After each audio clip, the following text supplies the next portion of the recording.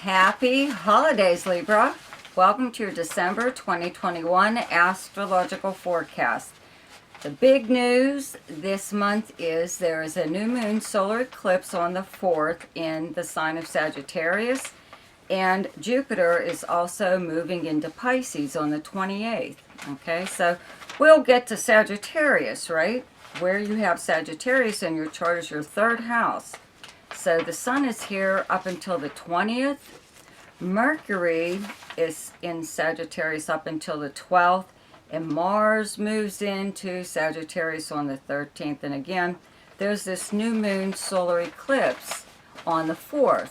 Okay, so a solar eclipse, or any kind of eclipse actually, well, gives an extra jolt to whatever aspect is occurring that day, but it lasts for months. The effects of it sometimes last for months or longer. Okay, so whatever occurs around this date, it doesn't have to be exactly on the 4th, a few days before, a few days after, you know, could be pretty big deal. Okay, it's a new moon though, and it's new beginnings with an extra added jolt in your third house of your everyday life. Okay, the people you would encounter throughout the normal course of your day, in your neighborhood, your neighbors, you know, the places you would go, like the grocery store, gas station, something, whatever.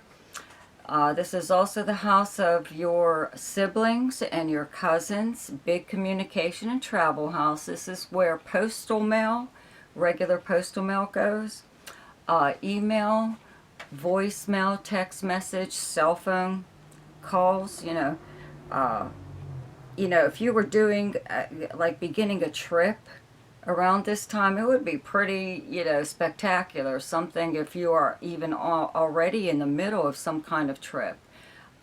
Something could happen that's a pretty big deal, or you could get some kind of communication even from totally out of the blue that brings like really good news. It frees you up in some way in order to, gives you the okay or green light to do something.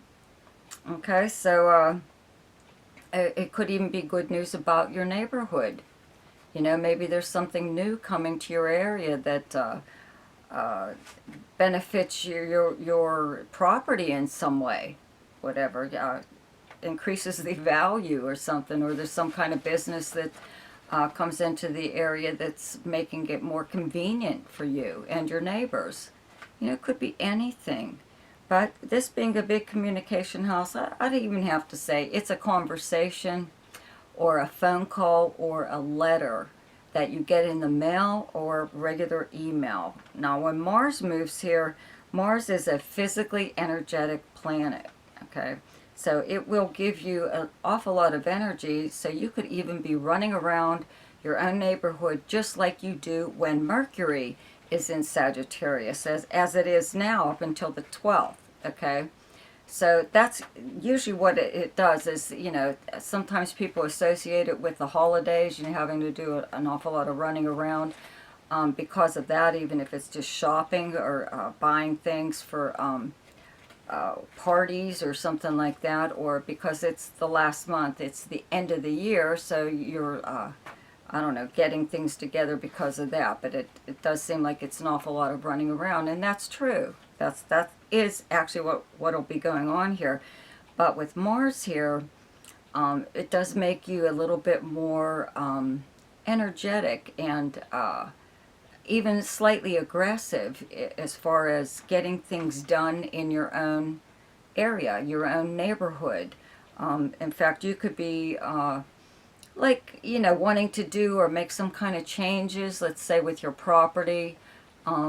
You, I don't know, might have to check with your neighbors or the zoning board or something like that. You know, it just seems like you're trying to get something done or trying to change something in your neighborhood or somewhere that you go, you know, that you patronize, a business that you patronize or something or other, or you are writing something possibly that's like a little bit of a speech kind of thing, Maybe you are having to write something that really lays it out, very detailed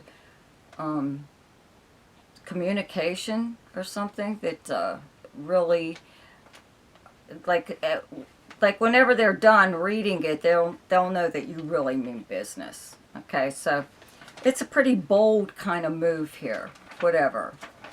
Okay, so maybe that's what the new moon is doing. It's putting you in this frame of mind, even that you're going to start from this day on something different, or the way things are handled, even it in your family, with your siblings, or with your neighbors, or just in your neighborhood. Period. Okay, now there's a full moon in Gemini on the 18th. Gemini's in your ninth house. It's directly across from your third house.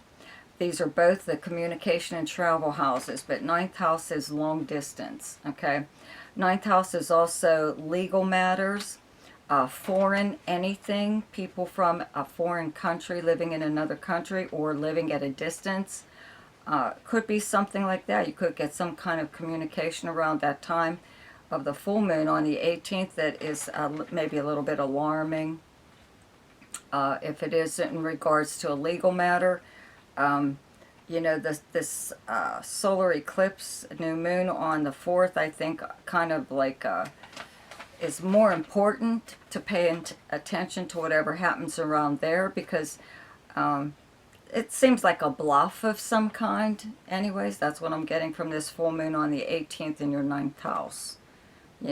Or if you are traveling during any of these times, boy, that's going to be really crazy. Just trying to get from point A to B. Okay, so that's the only thing that would happen at this time, is some kind of possibly traveling and being stuck somewhere. It could be again due to the pandemic, as new variants around now.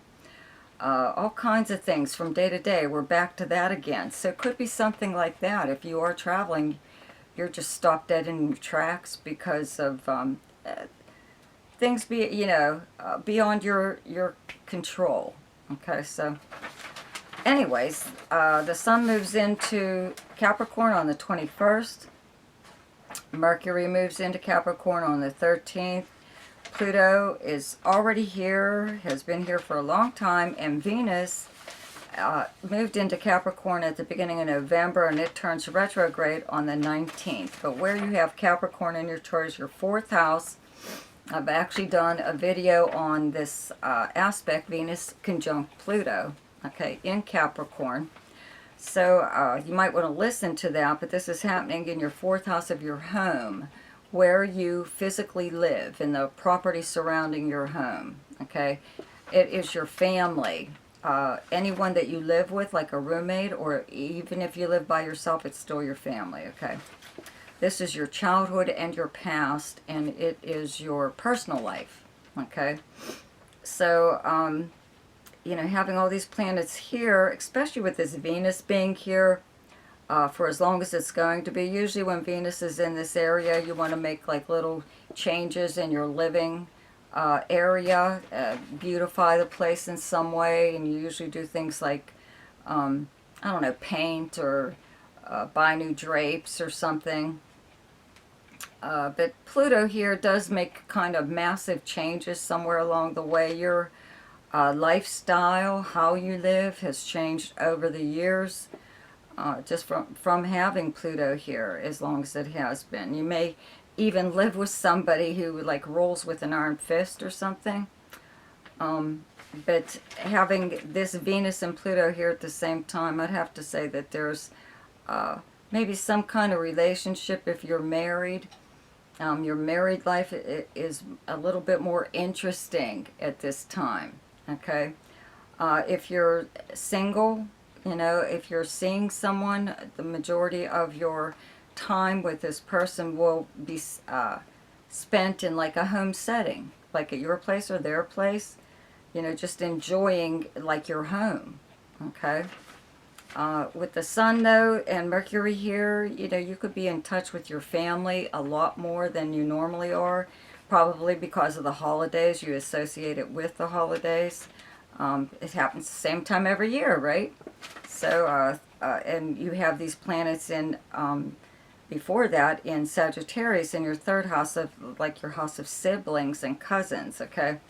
So, you know, it's just family, period, like this month. So you may even be hosting, like, you know, one of these holiday dinners or a party or something like that. If that's not the case, then more than likely you'll be at least attending one. Okay. The other big news this month is Jupiter is moving into Pisces. Okay, so where you have Pisces in your chart is your sixth house. Okay, the planet Neptune has been here for a while. These two planets together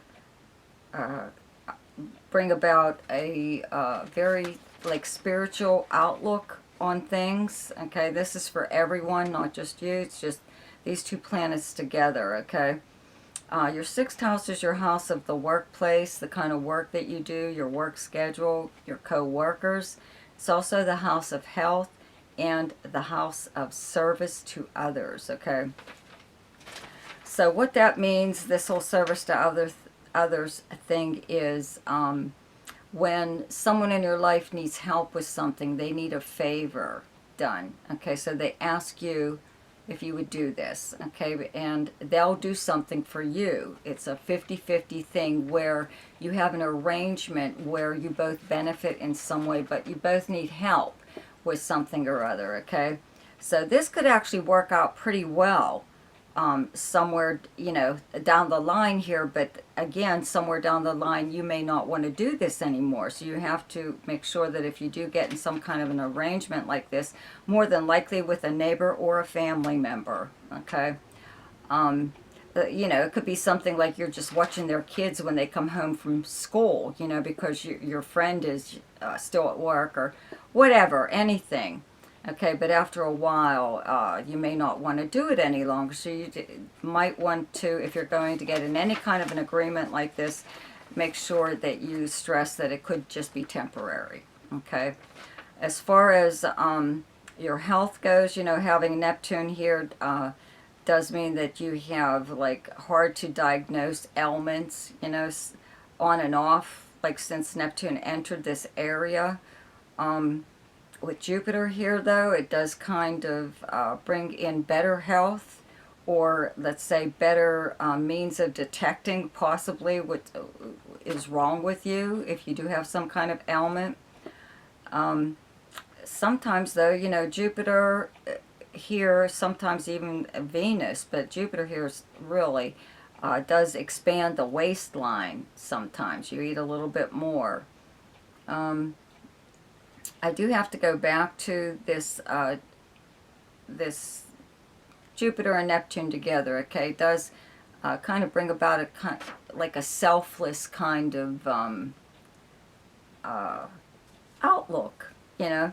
So make sure that someone isn't really taking advantage of you, okay, when it comes to you doing something for them. We're back to the house of service, service to others, that there is someone, could be a family member, though, even, that relies on you too heavily. You're doing things for them that maybe, and I'm talking about like a relative, like an aunt or an uncle or something like that, that has children of their own, okay, your cousins, right, that should be doing this very thing that you're being asked to do. You know, they probably only live right down the street.